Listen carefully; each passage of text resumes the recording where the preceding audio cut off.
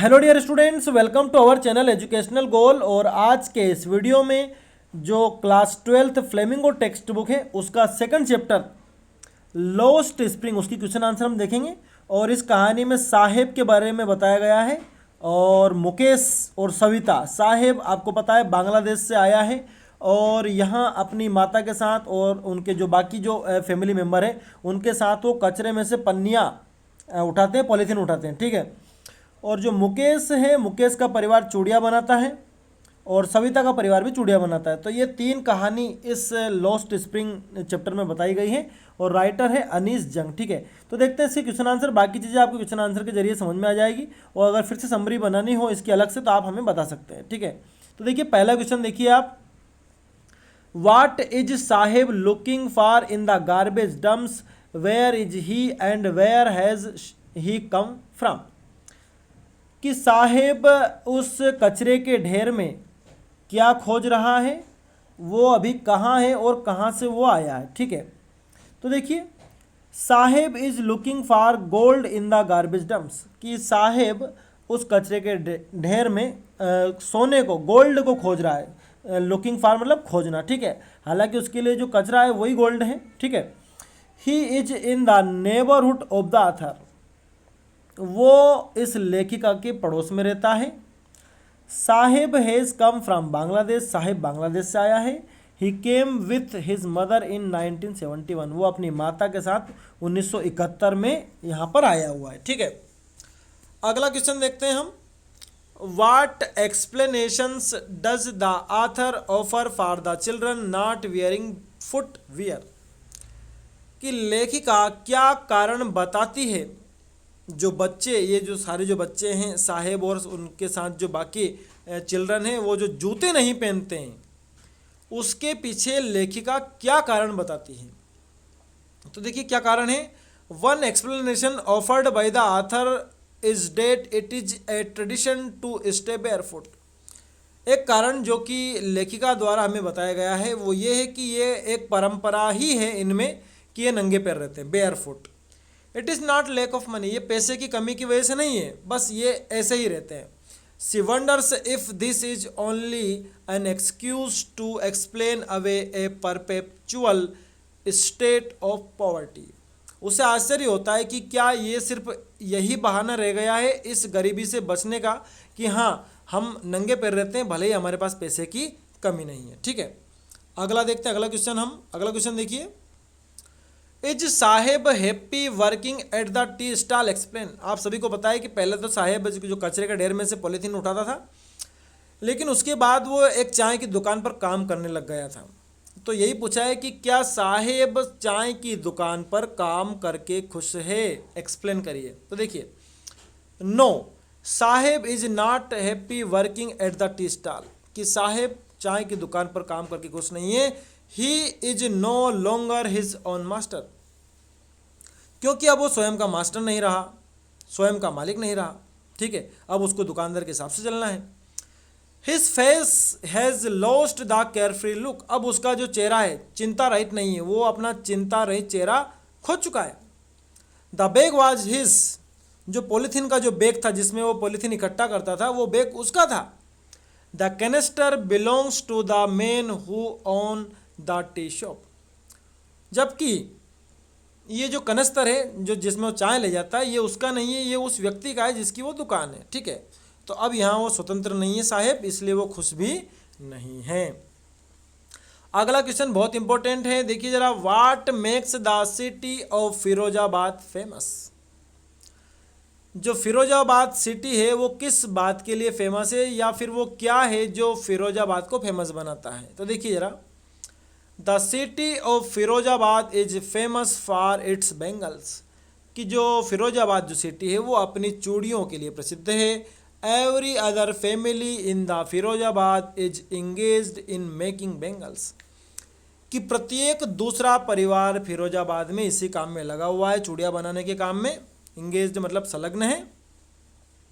It is the centre of India's glass blowing industry, कि भारत का ये ग्लास ब्लोइंग इंडस्ट्री का ये सेंटर है क्या, फिरोजाबाद। यहाँ पर कांच को मतलब कि कांच को पिघला करके चूड़ियाँ बनाई जाती है। ठीक है, अगला है mention the hazards of working in the glass bangles industry.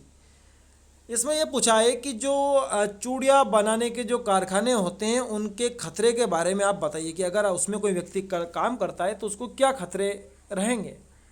तो देखते हैं, working in the glass Bengal industry is full of numerous health hazards, कि जो कांच के ये जो उद्योग हैं चूड़ियाँ बनाने के, इनमें काम करने के कई स्वास्थ्य संबंधी खतरे हैं। कई full of numerous health hazards, hazards मतलब खतरे, खतरे कैसे, हेल्थ हैजर्ड मतलब स्वास्थ्य के खतरे।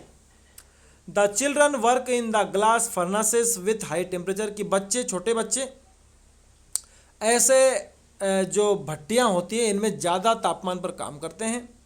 दे work in the dingy cells where there is no light no air, कि वो छोटी छोटी कोठियों में काम करते हैं जिनमें ना तो हवा ना ही प्रकाश ढंग से पहुंचता है। This spoils their health, I site and other parts of the body, कि इससे उनका स्वास्थ्य, उनकी दृष्टि और दूसरे शरीर के जो पार्ट्स होते हैं वो नष्ट होने लगते हैं। They often and up losing I site, अक्सर उनकी आँखों की जो दृष्टि है, जो रोशनी वो चली जाती है। बिफोर दे बिकम एडल्ट्स, इससे पहले कि वो बड़े हो, इससे पहले ही वो क्या हो जाते हैं, अंधे हो जाते हैं। ठीक है, तो ये सारे खतरे हैं। अगला प्रश्न है, how is Mukesh attitude to his situation different from that of his family, कि मुकेश का जो दृष्टिकोण है उसकी स्थिति के अनुसार उसके परिवार से कैसे भिन्न है। तो आपको सभी को पता है कि मुकेश का परिवार क्या करता है, चूड़ियाँ बनाता है, लेकिन मुकेश ने सपना क्या देखा है कि वो एक मोटर मैकेनिक बनेगा, तो जो उसके परिवार के व्यवसाय से अलग है। तो देखते हैं जरा, Mukesh father has taught them only what he knows the art of bangle making, कि मुकेश के पिताजी ने तो उन्हें सिर्फ वही सिखाया जो वो जानते थे, और वो क्या जानते हैं, सिर्फ चूड़ियाँ बनाना। However Mukesh wants to be a motor mechanic, हालांकि मुकेश क्या बनना चाहता है, एक मोटर मैकेनिक बनना चाहता है। He plans to go to a garage and learn, वो प्लान बनाता है कि वो गैरेज जाएगा और काम करना सीखेगा। Even though it is far away from his home, हालांकि जो गैराज है वो उसके घर से बहुत ही दूर है। इन दिस वे, इस प्रकार Mukesh attitude to his situation is different from that of his family, इस प्रकार मुकेश का जो एटीट्यूड है वो उसकी स्थिति के अनुसार उसके परिवार से अलग है, क्योंकि उसका परिवार क्या करता है, हमेशा से चूड़ियाँ बनाता है, लेकिन मुकेश अब क्या करना चाहता है, मुकेश कार ड्राइव करना चाहता है, मैकेनिक बनना चाहता है, कार मैकेनिक। अगला प्रश्न है, what could be some of the reasons for the migration of people from villages to cities, वो क्या कारण हो सकते हैं जिनकी वजह से लोग गांव से शहरों की तरफ प्रवास करते हैं। माइग्रेशन मतलब प्रवास करना, पलायन करते हैं। तो देखिए जरा क्या क्या कारण हो सकते हैं। There are many factors that cause migration of people from villages to cities, ऐसे कई कारक हैं जिसकी वजह से लोग गांवों से शहरों की तरफ माइग्रेशन करते हैं। देखिए पहला कारण क्या है, some villagers voluntarily move to the cities in search for jobs and better civic and health facilities etc, कि कुछ गांव वाले तो अपनी इच्छा से शहर की तरफ आते हैं, या तो व्यवसाय ढूंढने के लिए, नौकरी ढूंढने के लिए, या अच्छी स्वास्थ्य सुविधा, नागरिक सुविधा अगर उन्हें शहर में मिल रही है तो शहर आ जाते हैं। अगला है, others are forced to migrate when natural disasters like flood, storm, drought, famine etc destroy their houses and properties. कुछ लोग इस वजह से भी आते हैं कि जब प्राकृतिक आपदा जैसे कि बाढ़, ठीक है, तूफान, सूखा और भी जो सारे जो खतरे हैं, इनकी वजह से अगर उनके परिवार और उनके घर नष्ट हो जाते हैं तो वो किधर आ जाते हैं, शहर की तरफ आ जाते हैं। अगला है, many villagers who are better off than others manage to send their children to study in the cities. कुछ गांव वाले जिनको जो बाकी से आर्थिक रूप से अच्छे हैं, हु आर बेटर ऑफ, जो अच्छे हैं, वो ये ऐसा काम करते हैं कि अपने बच्चों को पढ़ने के लिए कहाँ भेज देते हैं, सिटीज़ में भेज देते हैं। इस वजह से बच्चे सिटी में रह जाते हैं। ठीक है, तो ये 3 कारण हैं जिसकी वजह से लोग गांव से शहरों की तरफ आते हैं। देखिए अगला क्वेश्चन है कि what forces conspire to keep the workers in bangle industry of Firozabad in poverty, कि वो कौन से कारण हैं या वो कौन सी व्यवस्था है जिनकी वजह से ये जो फिरोजाबाद में जो चूड़ियाँ बनाने के जो उद्योग हैं इनमें जो काम करने वाले लोग हैं वो अभी भी गरीब हैं। तो देखिए इसका आंसर क्या है, certain forces conspire to keep the workers in the bangle industry of Firozabad in poverty, कि कुछ कारण जिनकी वजह से जो बेंगल इंडस्ट्री में काम करते हैं, चूड़ी बनाने वाले उद्योग में काम करते हैं फिरोजाबाद में, वो गरीब हैं। वो कारण हैं these includes the money lenders, पैसे उधार देने वाले लोग, इनकी वजह से लोग यहाँ गरीब क्योंकि वो ब्याज लेते हैं। दलाल बीच में पैसे खा जाते हैं। ठीक है, policeman, the keepers of law, bureaucrats, the politician, यानी कि चाहे राजनेता हो, चाहे नियमों को बनाने वाले हों, चाहे पुलिसमैन हो, इन सब की वजह से, चाहे नौकरशाह हो, इन सब की वजह से एक बच्चे के ऊपर वहाँ पर बहुत बोझ पड़ता है। Together they impose a heavy burden on the child, इन सब की वजह से एक बच्चे पर शुरुआत से ही बहुत भारी बोझ पड़ता है। यानी कि अगर ये कानून के रखवालों के पास भी जाते हैं तो इन्हें न्याय नहीं मिलता है और ऑलरेडी ये ब्याजखोर सुदखोर की वजह से हमेशा गरीब ही बने रहते हैं। अब देखिए कुछ बड़े प्रश्न हैं 3 नंबर लायक। देखिए पहला, how in your opinion can Mukesh realise his dream, कि आपकी धारणा के अनुसार मुकेश अपने सपने को कैसे वास्तविक बना सकता है। मुकेश का सपना क्या है, मोटर मैकेनिक बनना चाहता है। ठीक है, तो देखते जरा। Mukesh is the son of a poor Bengal maker of Firozabad, कि मुकेश एक गरीब चूड़ी बनाने वाले का पुत्र है। Mukesh can realise his dream by not losing hope and by working committedly towards his dream, कि मुकेश अपने सपनों को उम्मीद ना खोकर और दृढ़तापूर्वक काम करके पूरा कर सकता है। His dream of becoming a motor mechanic and driving a car is completely different from his family's present scenario and therefore he is bound to face some hurdles, कि उसका सपना मोटर मैकेनिक बनने का और कार चलाने का पूर्णतः अलग है उसके परिवार के वास्तविक अभी जो हाल फिलहाल जो दृश्य है उससे बिल्कुल ही अलग है, क्योंकि हाल फिलहाल परिवार क्या करता है, चूड़ी बनाता है। इसलिए उसे कुछ समस्याओं का सामना तो करना ही पड़ेगा। He is bound to face some hurdles.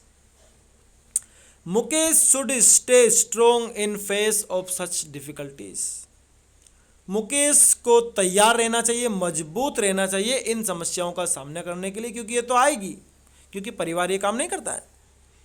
Mukesh also shows his willingness to walk a long distance to learn the work from a garage, कि मुकेश अपनी इच्छा भी जाहिर करता है कि वो दूर जो गैरेज है वहाँ पर काम करने के लिए जा सकता है, उसकी इच्छा है। Which shows that he is passionate about achieving his dream, इससे साबित होता है कि वो अपने सपने को प्राप्त करने के प्रति पूर्णतः जुनून रखता है। पैशनेट है मतलब कि वो पूरी तरह से जुनून में है, वो अपने सपने को पूरा कर सकता है। ठीक है, अब अगला क्वेश्चन है वो भी 3 नंबर के लिए है 75 शब्दों में।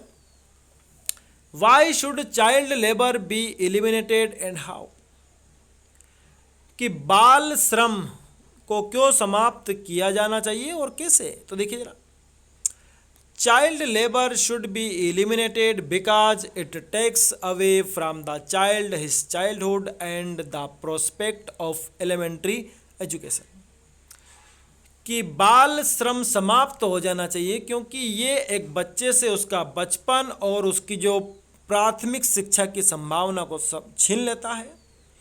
Moreover, since child labours are cheap and consequently engaged in dangerous employment, they are often vulnerable to mental and physical illness। साथ ही साथ चूंकि बाल श्रम बहुत ही सस्ता और सुलभ है, इसकी वजह से ये ऐसे खतरनाक रोजगार में शामिल हो जाते हैं और अक्सर फिर ये मानसिक और शारीरिक बीमारियों से ग्रसित हो जाते हैं। टू कर्ब दिस प्रॉब्लम, इस समस्या को सुलझाने के लिए या समाप्त करने के लिए it is important to make education easily available. इस समस्या को सुलझाने के लिए हमें क्या करना पड़ेगा, शिक्षा इनके लिए आसान करनी पड़ेगी। बच्चों के लिए आसान मतलब कि जो गरीब बच्चा है वो भी पढ़ सके, उसके पैसे ना लगे। अपार्ट फ्रॉम डेट, इसके बाद the parents must be made aware of the consequences of working in harmful environments. इसके साथ ही साथ जो माता पिता है उनको भी जागरूक करने की ज़रूरत है कि जो ऐसे खतरनाक वातावरण में जो कार्य करने के जो परिणाम होते हैं उनके प्रति उनको जागरूक करने की ज़रूरत है। उनको बताना पड़ेगा कि भाई उनके बच्चे कितनी जल्दी अपनी आंखें खो देंगे या फिर और उनको स्वास्थ्य समस्याएं आएगी। It is also important to make the public aware of the fact that child labour is a criminal offence and is punishable under law. Public को भी ये जानकारी देनी पड़ेगी कि भाई जो बाल श्रम है वो कानूनन अपराध है और इसके लिए सजा है। The government must ensure strict child labour laws and that the offenders are punished. सरकार को भी ये सुनिश्चित करना पड़ेगा कि वो मजबूती से इस बाल श्रम के नियमों को लागू करे और जो इनका उल्लंघन करते हैं उनको सजा मिले। ठीक है, तो ये आपके क्वेश्चन आंसर हो गए हैं। ऐसे ही वीडियो के लिए हमारे चैनल को सब्सक्राइब करें। Thanks for watching this video.